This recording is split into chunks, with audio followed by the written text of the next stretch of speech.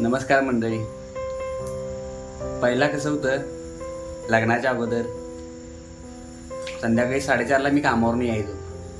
4:30ला कामावरून आलो की जरा फ्रेश होऊन 5:30ला जे घरातनं बाहेर पडलो ते संध्याकाळी 8, 8:30, 9ला जेवायचो. म्हणजे जेवायला डायरेक्ट.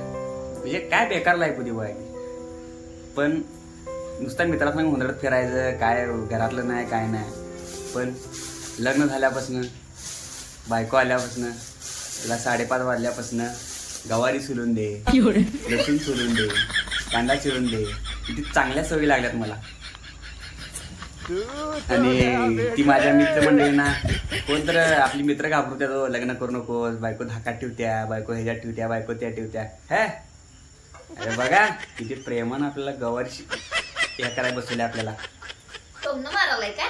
हे टोमणं कुठं चांगलं फायदा सांगायला लागलोय. माझ्या जे लग्न झालेले मित्र आहेत की त्यांना मी एक फायद्याच्या गोष्टी सांगावं. अरे लग्न करा, ते तुम्हाला असं मिळणार आहे काय? लग्नाच्या अगोदर असं मिळणार आहे का तुम्हाला गवारी सोलायला, कांदा चिरायला?